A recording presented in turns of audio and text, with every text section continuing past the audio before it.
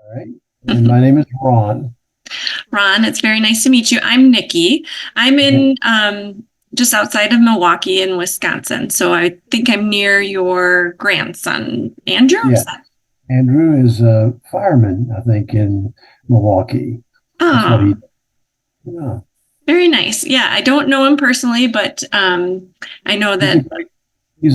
He's a great guy. He Oh, really is.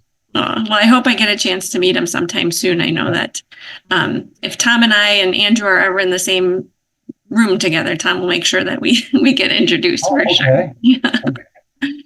Very Good. good. So I did. I enjoyed my conversation with your wife yesterday. It was great to get to know her, and I'm excited to get to know you a little bit. So where should we start? Where did you grow up? Tell me about. I heard you grew up with lots of brothers and sisters, and let's start There was there. 10 of us in the family, and I was born in Ashland, Kentucky. And back in 1944, I'll be 80 years of age this year.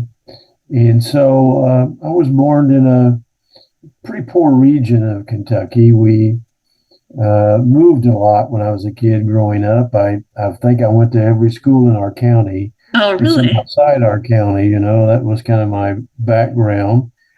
My mother was a very godly woman. She and my grandmother, and I had the privilege of knowing my great grandparents. They came to Kentucky in a covered wagon from Tennessee, and they used to be a part of a program that went on at Madison Square Garden. It was called something related to older people. And so I knew a lot of their heritage back in the day, but we used to sit on the porch and peel apples and make apple butter. And I'd listen to the stories of my grandparents and my great grandparents as they talked to my mom and dad. So it was a great experience for me. And, I uh, grew up that way, graduated from Louisa High School in 1962, and then went into the Air Force. And while I was in the Air Force, I was saved in 1965 in Okinawa while I was deployed during the Vietnam deal, and met my wife in Fort Worth, Texas at the YWCA. She was going to college there, business college, and I met her there at the YWCA. She was staying there with a group of other girls, and met her at a dance, really. And it was love at first sight. And now we've been married 60 years, and I've never looked anywhere else. She's just been a wonderful, wonderful relationship, and we so enjoy one another. I pastored for 31 years. I worked at Ashland Oil right after I got out of the military. I was a military policeman, got accepted into the Kentucky State Police right after I got out of the military.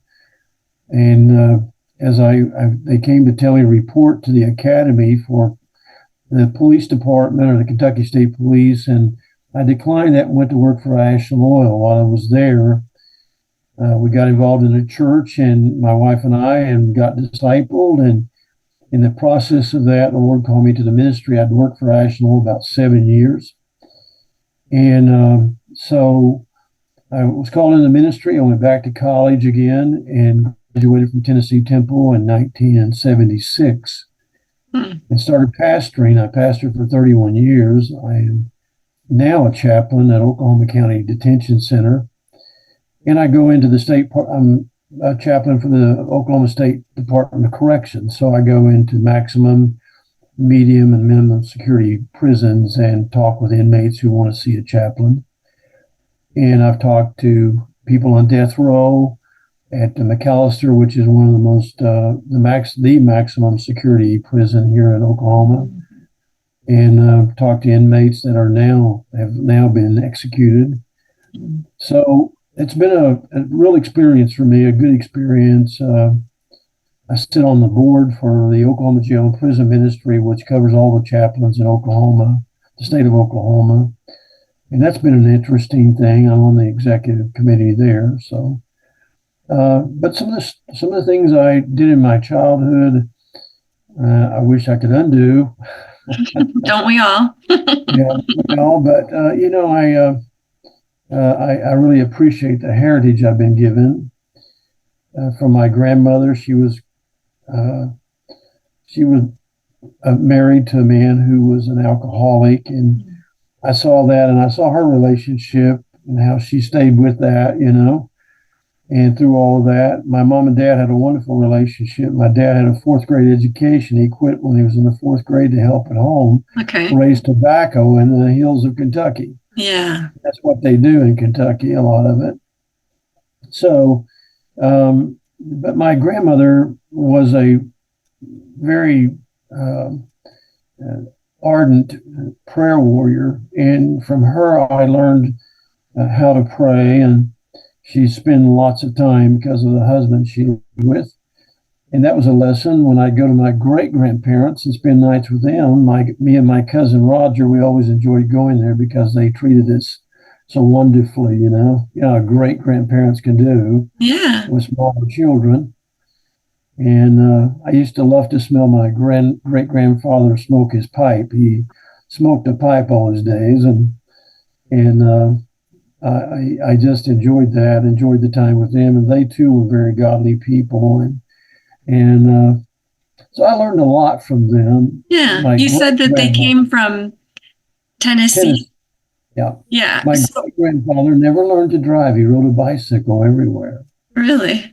And yeah, he was an interesting guy. He was just, I don't know what his education was. I don't think I ever heard him speak to that issue.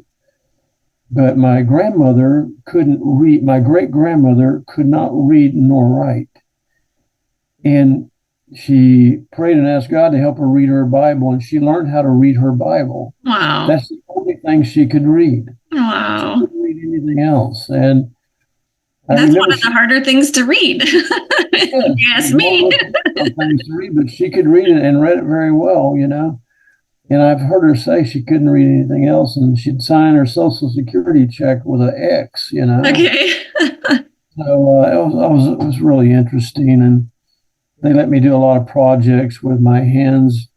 Back in that day, they had an outdoor outhouse, back in those days. I Yeah. mean, we lived Yeah. in that era of time. And so I got to help in a lot of projects they couldn't do themselves. They were aged when I got to know them. Sure. They lived to ripe old ages, and to listen to them tell their stories of traveling from Tennessee and away and to Kentucky was amazing. Yeah. Just amazing. I still reflect on it. I have pictures of my great grandmother in her bonnet, that sort of thing. So, and the program that she was a part of was called the Trape Singing Woman. Huh. And it was a program they put on at Madison Square Garden back in that day. And they played instruments. My grandfather played not a violin, but a fiddle. Okay. There was a difference. Mm. Some people can play a violin and play it very well, but my grandfather played a Kentucky fiddle. Mm. And a lot of musical instruments in our family. My grandmother played a jumbo Gibson guitar and sang in church. And when they would get together, it was awesome because her kids played the guitar and sang too. And they would get together and start singing just hymns off the top of their head, and we'd listen to them. It was awesome. It was just an awesome. I bet. So that's kind of where I come from and my background a little bit. Well, it must have been quite something to have so many siblings. So you had where were you in the line of 10? The oldest of 10. The oldest of 10. Yeah, I have one brother that's living now, Dale. He lives in Kentucky still, and a sister that lives in Ohio, and another sister that lives in Kentucky. And that's all that's left of the 10. Oh, wow. My brother was a pastor too, and he passed away 2 years ago, I believe it was. And his name was Ed, and he was a favorite of ours, and we often got together and enjoyed our company. His wife now is in a nursing home in Kentucky, and the house we grew up in, we had an upstairs. It was an unfinished stairs. We slept in the wintertime.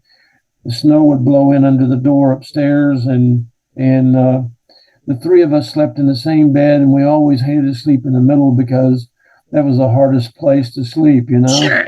And I think there was a spring that stuck out of the mattress or something back in those days, you know. So anyway, So would you rotate? You had to take turns on who was in. we rotated, and we slept under what would be called today a furniture comforter. It was a big old thing that they used to transport furniture on long trips. My dad worked at a furniture store, and he got some of those. We needed all the covers we could get. You didn't sleep on your back in those days because the covers was too heavy and hurt your toes, you Oh, know. jeez. Really, I mean, it was quite an experience, you know. And I can remember getting up and going to school in the morning, and my mother would put the water bucket on the stove to thaw the ice out of it. It would freeze during the night in the house. The fire would go out. Yeah. And we lived in some very poor houses. I can remember one house we lived in particularly. My dad cardboarded the inside of it, and then my mother papered it with blue building paper. And we slept upstairs in that house too, my brothers and I. And it was really tough. I remember some tough times, but you know, our family was very close. We took care of each other. We had our chores to do, coal to carry in, water to get up for my mother to wash in. She washed. We'd heat the water out back on some blocks. We'd build a fire. My dad would cut the firewood, and we would get the fire started before we went to school. And we also was loaned a cow, and we milked the cow. We took turns doing that in the morning. I usually milked in the morning. I really appreciated that smell I had on me when I went to school in high school, you know, after being in the barn. But those were good days. I reflect on them. I have no regrets about all of that because we learned to work, and my dad had a hard work ethic. He had a fourth grade education, as I said, but he worked hard. He loved my mother, and I never saw him do anything but love my mother. And when he passed away, the families kind of went different directions. You know how it is when a dad dies. You know, it kind of family disintegrates. But it was a good growing up time. We were poor. I knew we were poor. Never thought I'd become a speaker. That was the last thing I wanted to do. And when God called me into the ministry, I thought, how will I ever do this? Because I can remember a time in I think it was my 10th or 11th grade English class. We had to do a report. Yeah. And we had to stand before the class and give a report. I'm sure you've done some of those. Yeah, public speaking. Yeah, got to learn somehow. I remember I'd become so nervous I had to sit down. I couldn't finish the report. My English teacher was very kind. And so I reflected on that when God called me into the ministry of how am I going to do this? Yeah. And come the 27th this month, I'll speak at our church. We run about 1,500 on Sunday morning, a large church. And I'm a little nervous about that, but I've spoken plenty of other places to inmates. You know, when you talk, I taught a class at the Lexington prison system. It's a medium minimum security. I had about 27 inmates from murderers all the way down to whatever, you know, that were in there. Some of them were serving life sentences, but I taught a class on leadership and personal spiritual development there. Actually, our college gave credit if they took the class, which enhanced the opportunity for some of the inmates. Yeah. So I from the smallest church to the largest church overseas, I've taken a number of overseas trips. I've been to India twice, Sri Lanka 4 times, Brazil twice. I was in the Philippines during the Vietnam thing and in Okinawa, and traveled through a number of countries. So it's been God's been good to us. We've had a lot of experience and enjoyed the trips, enjoyed the ride. it's my wife and I reflected on this on our 60th anniversary, how Mm. many things God has allowed us to do and the lives we've been able to invest in through the years. I worked for the city of Ashland as a bivocational pastor in Kentucky. They say there's only two kinds of pastors in Kentucky, paid and called. I was one of those who were called and had to work as a Yeah. bivocational pastor. And I worked for the city of Ashland. I was an administrator under over community development, worked for the city manager, ran mass transit in that town. And so during that period of time, working, God gave me a lot of skills in administrative leadership stuff. And I taught biblical leadership for 20 years at Heartland Baptist Bible College, and among other courses that I taught. I went back to school, got my degree. I have an honorary doctorate from the Calvary Baptist Seminary. And so, in that way, as we reflected upon that, Joanne and I, during this time, and the trips that she's been able to make with me, the different places we've preached from the East Coast all the way from Maine to Washington. It's been a wonderful trip, and a lot of people, a lot of ability to invest in the lives of others. So it's been good. That's It's been real great. good. That's great. When you were talking earlier about, growing up in a house that the snow would come, blowing in underneath the door, we think, oh, how could you live like that? But in light of the way that the world is going today, what would you like? How do you think that those times are better than we have now? Well, we spent more time with each other. We didn't have a TV. When we got a TV, that changed things a little bit. I can remember watching Howdy Doody on a small screen TV that was had a cabinet that was humongous, was the only word to describe that. And the antenna was back on the hill. We had to put it on a high place in order to pick up Sure. the channel. We only could get one channel, and it was very snowy.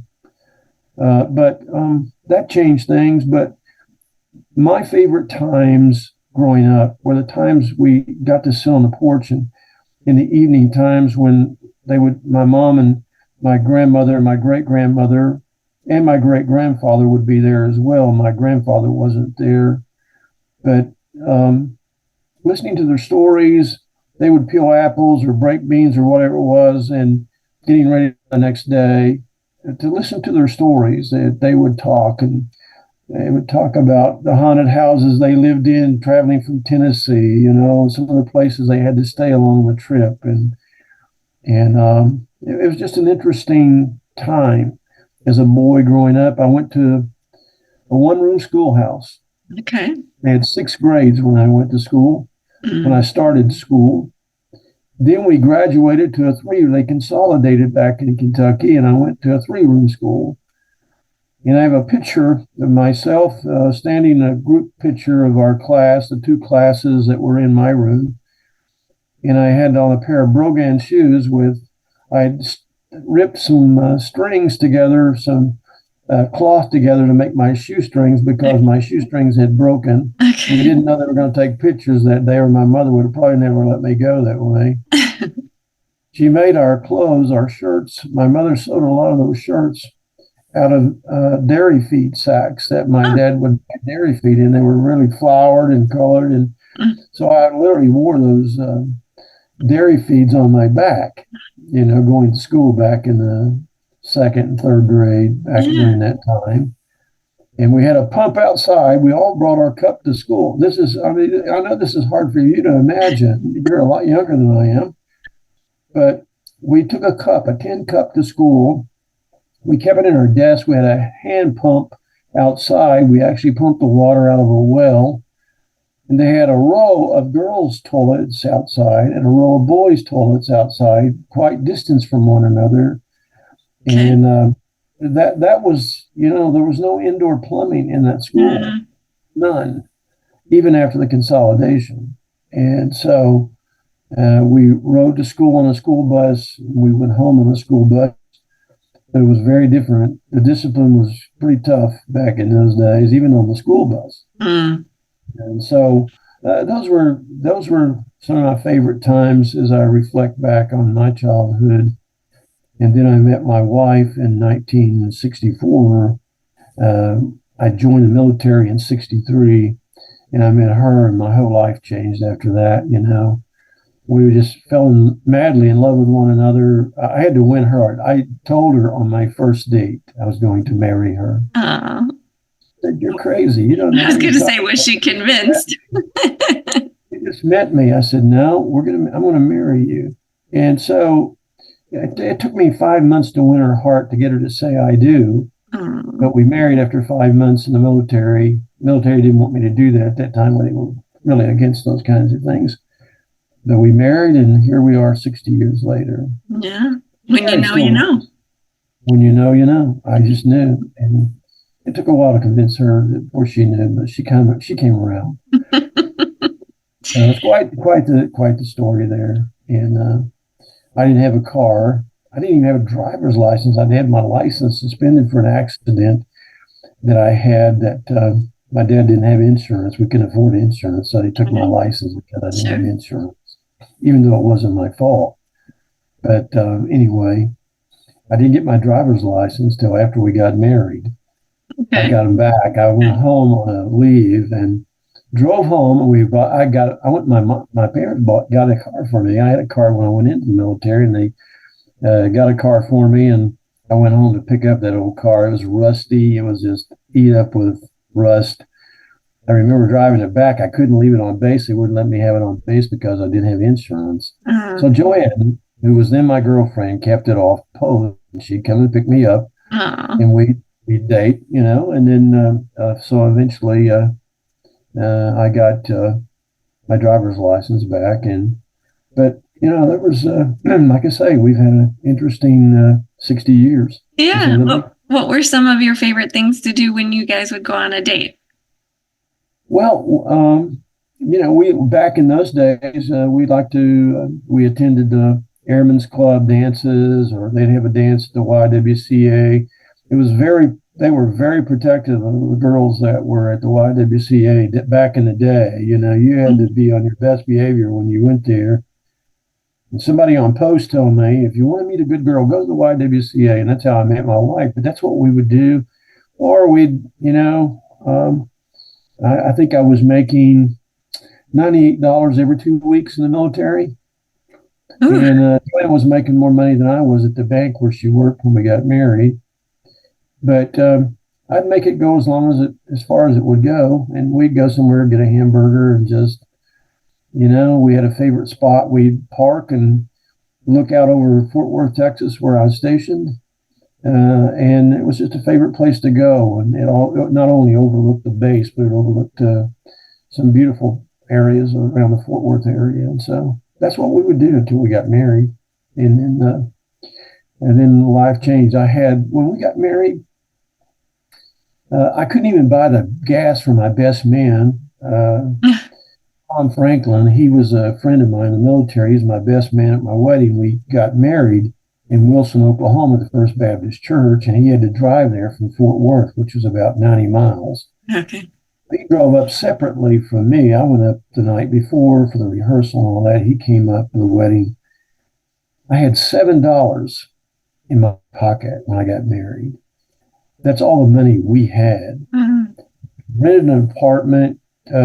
Joanne had moved her stuff in and then went back to her apartment where she lived with 3 other girls, I think 2 other girls. And so I split that $7 with Tom. I gave him $3.50, and I kept the other $3.50 for myself. And Joanne and I lived on that $3.50. We had some stuff on the apartment. I'm not trying to make it seem harder than it really was, but it was a tough time for both of us to adjust to what my salary was and what her salary was. And so, we did live on love for a short period of time, but we had to eat eventually. I think of ramen noodles when I was a college student. Yeah, I ate a lot of ramen noodles. Oh yeah, ramen noodles. That's a favorite of college students for sure. But, I think everybody's had their share of that. I don't even like ramen noodles anymore. No. I hate them. I don't know how you can live on that stuff. But anyway, we got by, Yeah. and I think we had a furnished apartment that we rented. We lived there until I got into government housing. The government, has housing for the me, and I had gotten elevated in rank to a sergeant, and they moved me into government housing, which was super nice because it had air conditioning. Uh-huh. We thought we'd died and went to heaven when we got that Yeah. air conditioned house.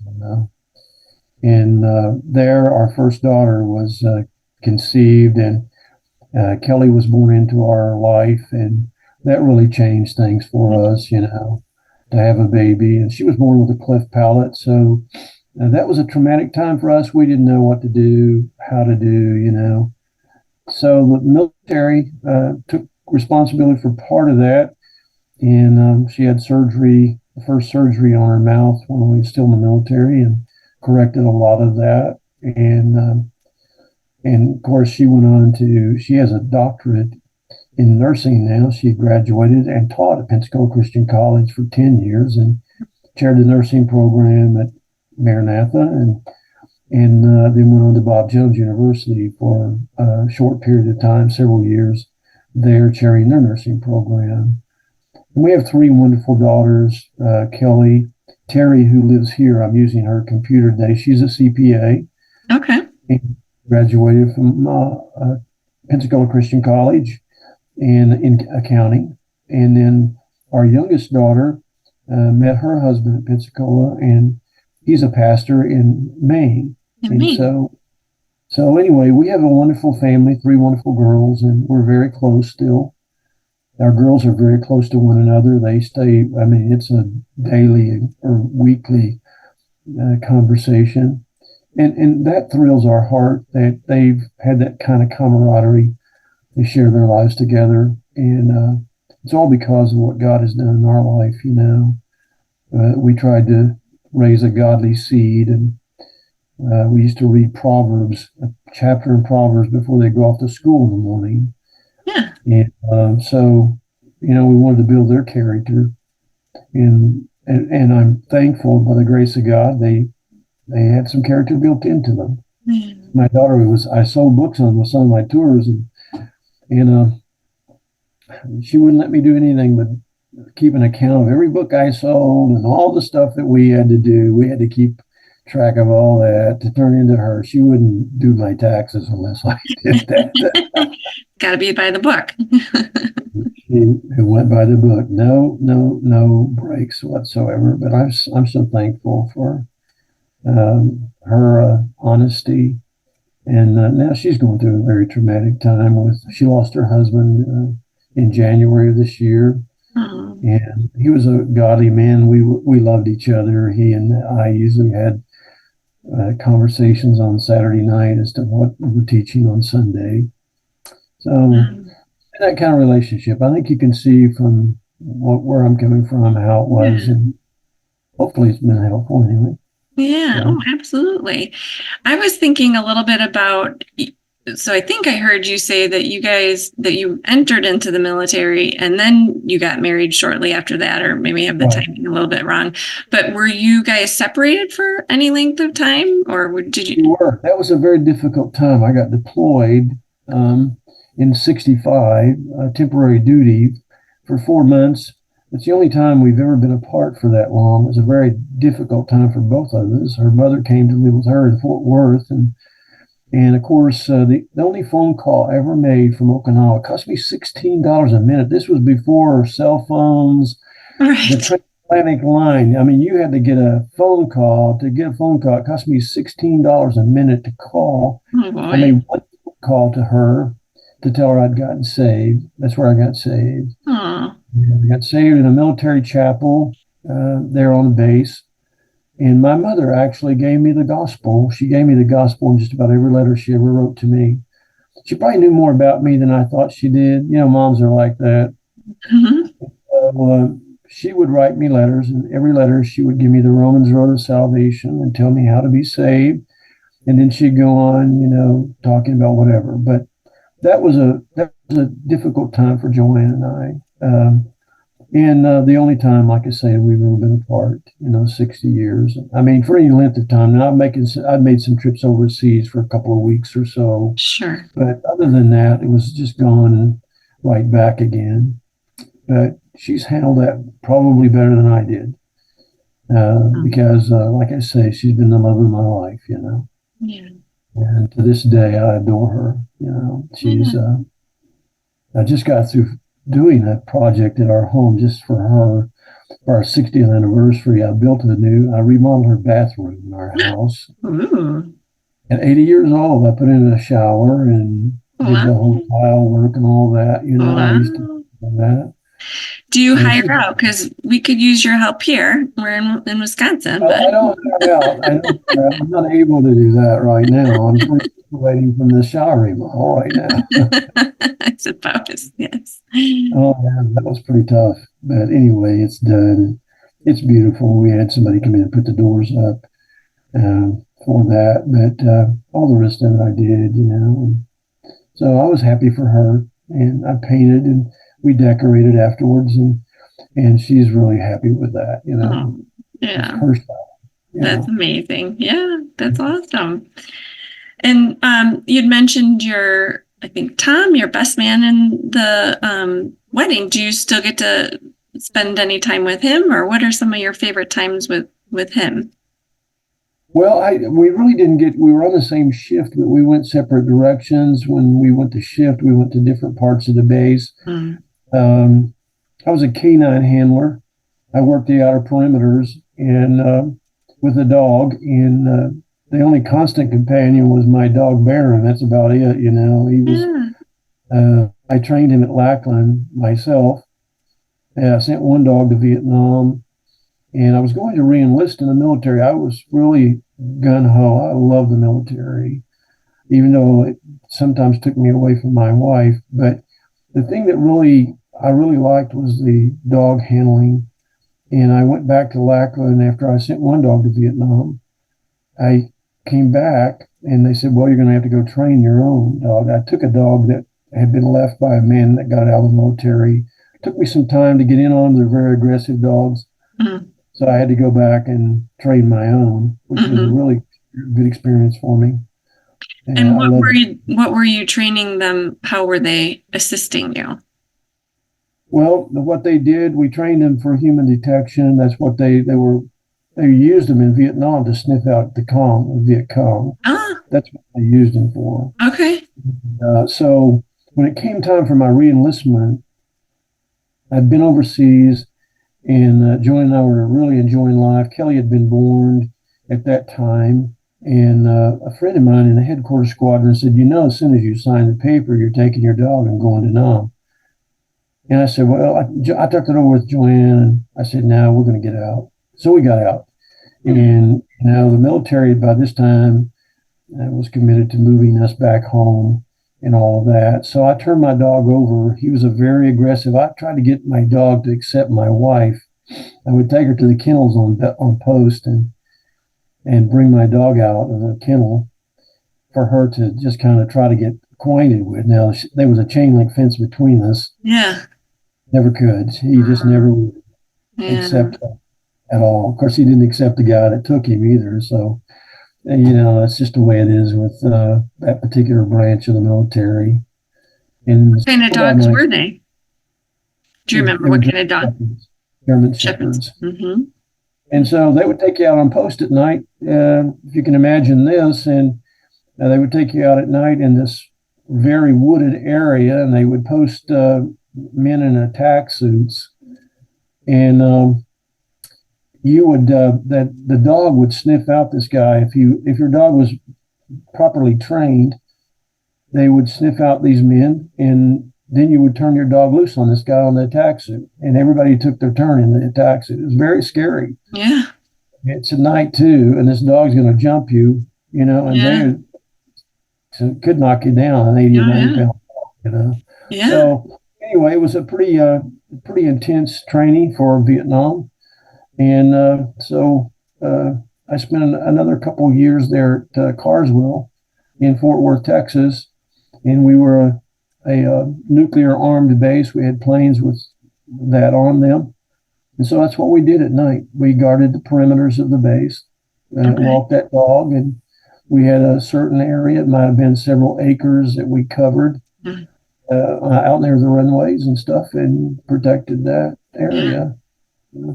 Did you ever have to have like an encounter that wasn't part of a training exercise? No, never did, because it was we had plenty of fencing around us. But now in Vietnam, it was a different story. Yeah. And in Okinawa, it could get kind of scary too. Yeah. So. Yeah, you would imagine. But I never had to do that. I never had to turn my dog loose. That was, and I was glad for that. I don't think anybody else did where I was stationed at. Yeah. So, but it was just a protective barrier, for the military.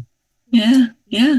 And so then that's an interesting testimony that you shared, that your mother's letters while you were serving is how you came to be saved.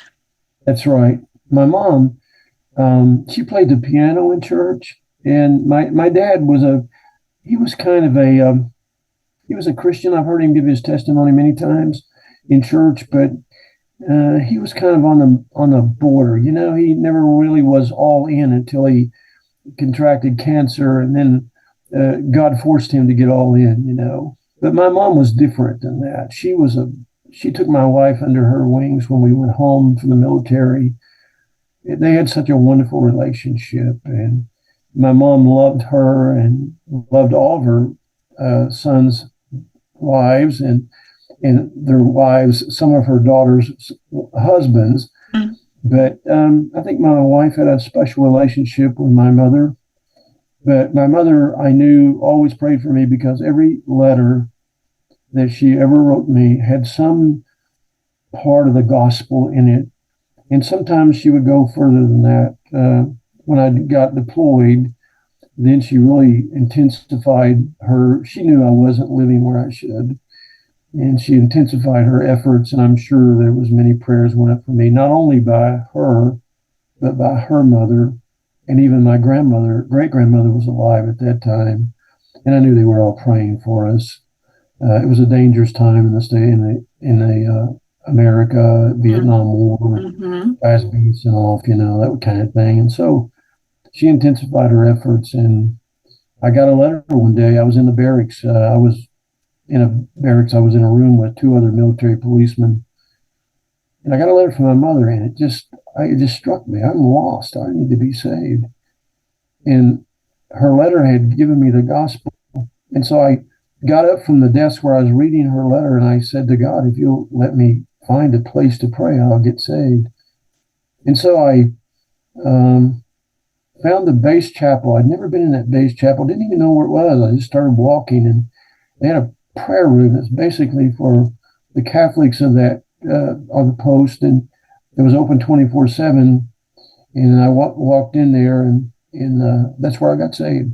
And I started attending the Maranatha Baptist Church in Okinawa, and it was really a wonderful experience. And going back and telling those men in my room that I'd gotten saved, and they didn't know what that meant. I had to explain that to them. Now I was going to heaven if I died, and I guess they thought, well, does he think he's going to die? And I thought, it wasn't that at all. You know how that might go. Right. Well, anyway, that was my salvation experience, and then I was baptized when I got back to the States, and was baptized several times, actually, because I wasn't certain about where I stood, So anyway, a pastor who's now dead took me under his wing and began to disciple me while I was at Ashland Oil, which was one of the most prestigious jobs you could have at that time. It was a well-paying job. And one of the most difficult things, I think, I remember the day I quit. I had been there 7 years. And I was really moving up in the company. I was working, I would be a shift foreman. They'd bump me up to a shift foreman on shutdowns and things. And when I knew God was calling me to go to college again, the hardest thing I ever did was punch out for that last time at the clock house and go home. Yeah. And I told Joanne, I said, well, we're on our own now. Well, we really wasn't on our own. God just really provided. And we moved to Chattanooga from Ashland, Kentucky, got an apartment. We really got, we didn't get kicked out of the apartment, but we had young girls, and this was an adult apartment, no Okay. kids allowed. We got in somehow, Uh-huh. and our kids, we just couldn't keep them quiet that much, that long. And they were active little 3-year-old girls, and you know that Sure. might be. Yeah. They're Anyway, kids. they asked us to find another place. Hmm. Hmm. We weren't affected or anything. It wasn't like we had done something wrong or whatever. Joanne's housekeeping abilities, our kids are just like them. You can eat off our floors. I mean, that's kind of how we are, you Yeah. know. Wow. But, uh, I really don't remember what the question was now. It's been too long ago what you asked me to do here, but I've been around the world with you all the time here. Sorry Yeah. about that. Yeah. No, that's okay. I don't remember where we were headed either, but that's fine. Well, I'm glad you're so engrossed in this conversation that you Yeah. forgot the word, maybe. Yeah. Yeah. So after you came back, you were saved and you were working at the oil company. And then that's kind of the track I think we were heading Right. down, as leaving there was sort of a big step. And It was a big step. yeah. And then we shortly went on went on at the Bethel Baptist Church for a short period of time as an associate pastor, but that didn't work out. My pastor was a hick himself. He was really a hick guy, and just off the cuff kind of guy preaching. But the church was growing; it was big. I run the bus ministry and got involved in the bus ministry. We got up to 5 buses, and we'd run over 300 on buses at that time. And I just felt like I needed to go to school. I just wasn't happy with what I was learning Uh-huh. from him. And Uh-huh. I told him about my calling. Felt like I needed to go further my education. So he didn't know where I needed to go to school. He couldn't recommend a school. So I ended up at Tennessee Temple in Tennessee and graduated from there in 76. Yeah. And then went back to school. I got a THG from there, went back to school, got my bachelor's degree, and just furthered my studies working for the city of Ashland. And I took every course I could while I was working for them. My city manager knew that I needed training, so he sent me to a lot of credited modules that the city would pay for. And so I got to do a lot of things that probably otherwise I wouldn't have gotten. I worked for them 13 years and pastored two, and I pastored two churches there in Kentucky, and the Crossroads Baptist Church, which we started from scratch, and we turned it over to a full-time pastor. And then I was still bivocational, so I kept my job. I went to another church, and my monthly salary was $800 a month. And that kind of helped pay my girls' tuition through college. I was preaching on the side too, other places. I would take that and put toward their tuition, whatever I came in. But Yeah.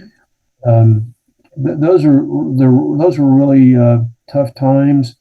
My wife really didn't want to move to Tennessee, and God brought something into her life that really prompted her to say, "Yes, I think we need to move." Mm.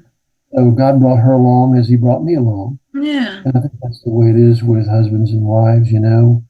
It wasn't me. I didn't have to coerce her or talk her into it. She knew that that's what God wanted us to do. Yeah. And since that time, I've never had to say to her, Joanne, we need to do this or we need to do that.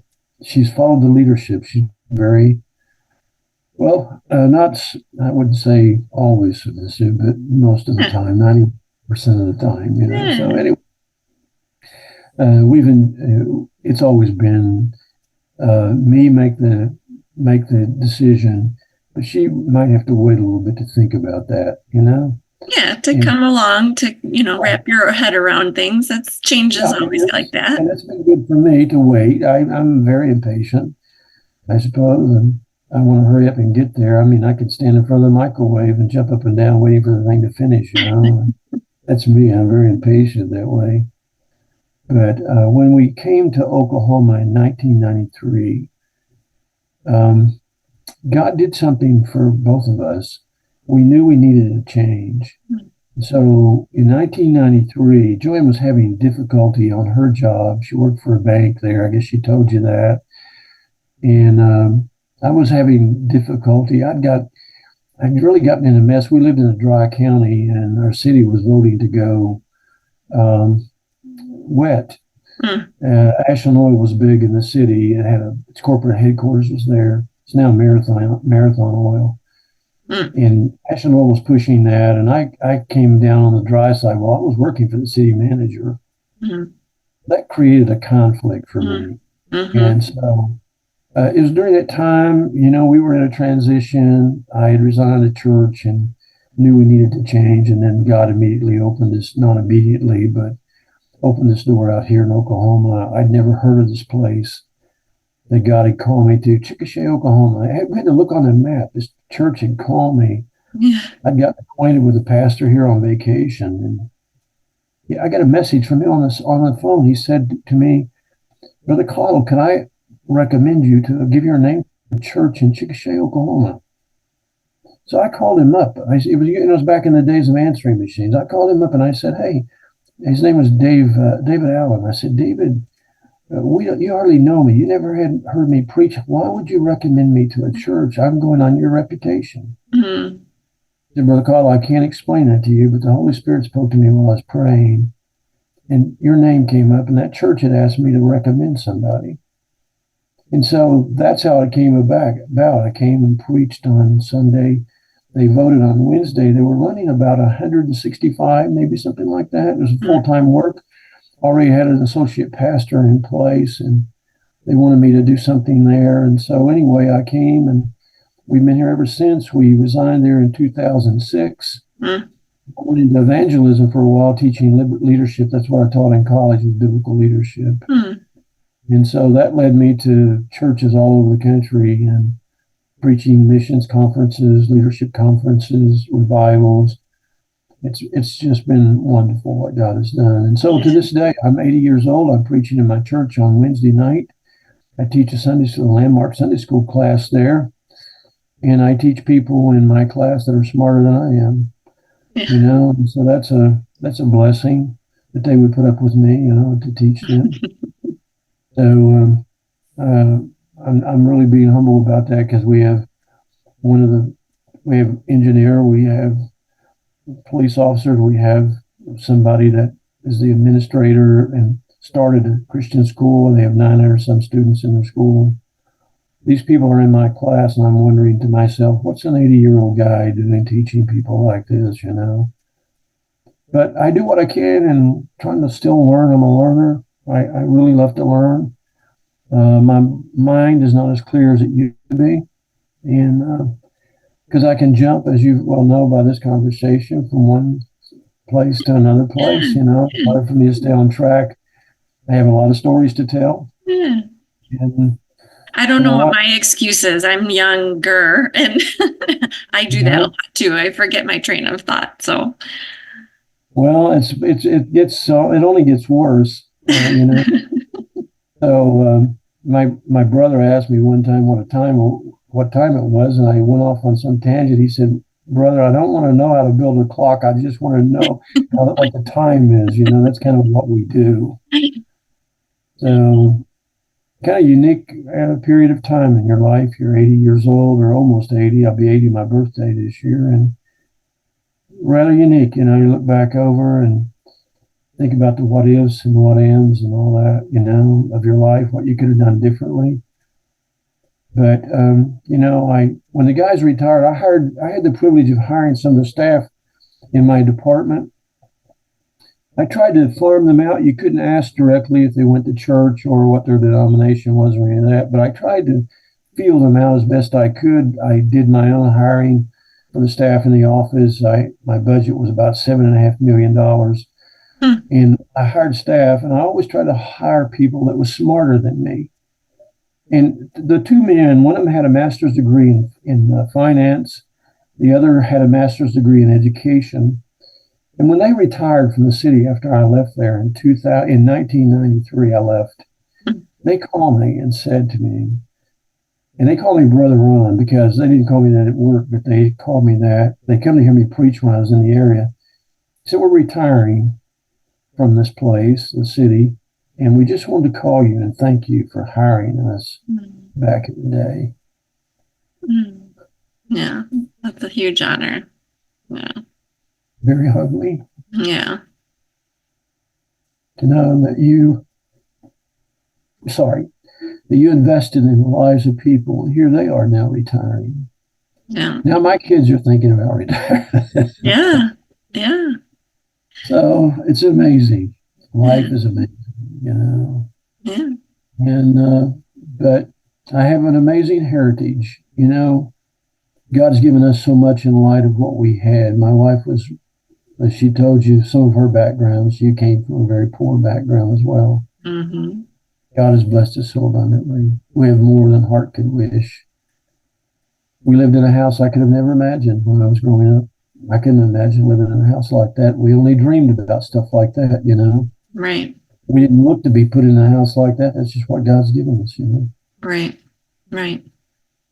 So it's been amazing. Yeah. How do you think your salvation and Joanne and all of that has affected your, immediate family? How do you see that impacting the life of your children and your grandchildren?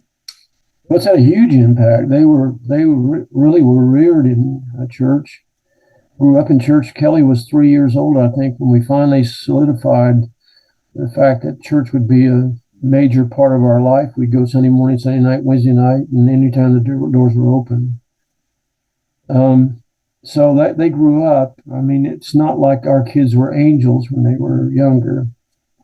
Our girls were not allowed to do certain things. And looking back on that, I think I would have given them more of a free hand. Probably they would have had less difficulty when they got out on their own to deal with some of the issues. Maybe, I don't know, but really they came back to that.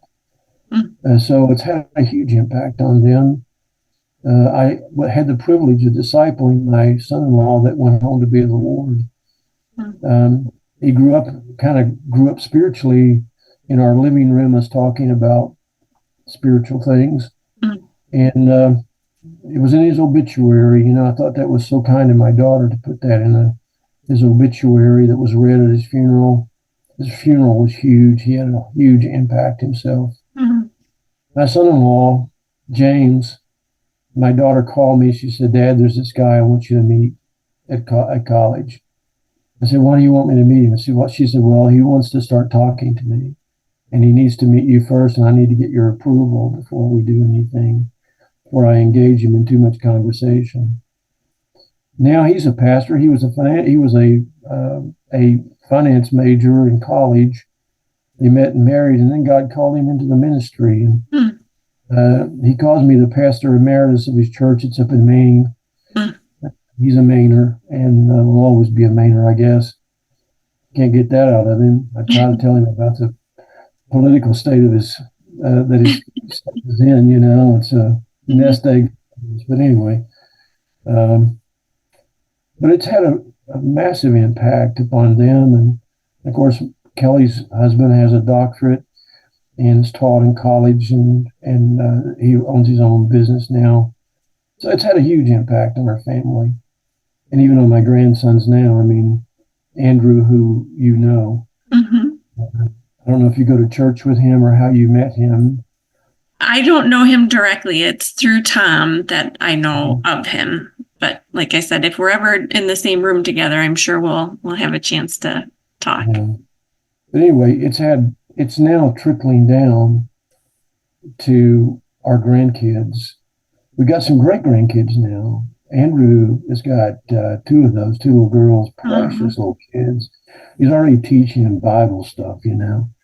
That's wonderful to see.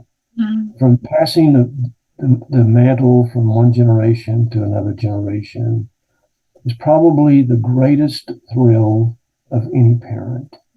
To see that heritage passed down and to see them want to take up the mantle that you've left off. I got one grandson graduating from Bible college this spring. I have another at Pensacola. He's a criminal law major right now. But he's singing on a group. He plays the piano and sings. He's a talented guy. I mean, he's so talented. And I've been praying that God would call him to the ministry while he's there at Pensacola. You know, Yeah. I don't know if you know anything about Pensacola Christian College or not, but it's a great. They have a broadcast, and I think they have somewhere around 5,000 or 6,000 students there. It's not a big college, but it's a great school.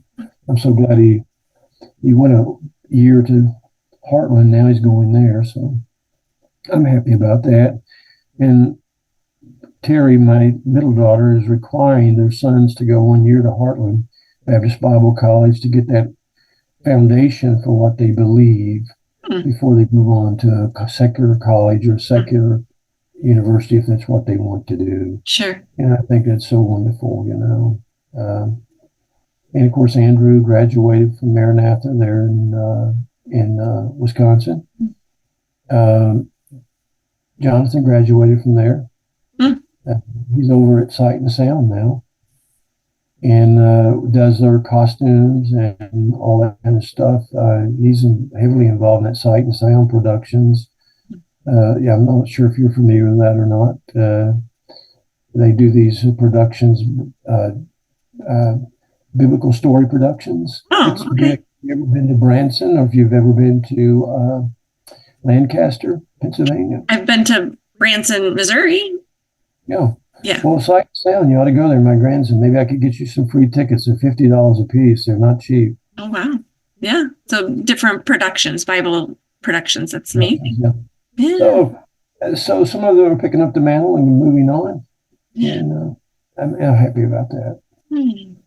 And, Well, I was just going to ask you before we go, what would be one thing that you would want future generations of your family to know? People that you wouldn't necessarily know today, but what would be a message, or what would be something that you would want to leave them with? well, I think the primary thing I would want to leave them with is that God can take you beyond what you ever imagined your life could be, to something that is perfect for you, for your personality, for your character, for who you are, where you are. God can take you farther than you ever wanted to go. I never dreamed I'd be doing what I'm doing now. It's a dream come true. And the scripture verse that comes to mind is the Psalm said in Psalm 37, "Delight thyself also in the Lord, and he shall give thee the desires of thine heart." My life's verse is Romans 8:28. I call it God's recipe for life. All things work together for good to them that love God, to those who are the called according to his purpose. You know, a recipe has a lot of good things and bad things in it. Things you can eat by themselves and things you wouldn't dare eat by themselves. That's God's recipe. Mm-hmm. They all have to be in the recipe for you to be what God wants you to be. And sometimes that's pretty tough. Some of the things are pretty difficult to taste in life, you know? Sure. So I'd leave them with that thought, perhaps. Yeah, that's a good thought. I think that's wonderful. Well, I just wanted to say thank you so much for your time today, Ron. It was great to get to know you. It was great to get to know Joanne. And I hope you enjoyed your time as well. Well, I have, Vicki, and I hope none of these things will be used against me in a court of law. If we get into the tribulation period, I won't be here. But anyway, it's been a pleasure talking with you. A pleasure meeting you. Yeah, you too. Take care. All right, you do the same. Bye-bye. Bye.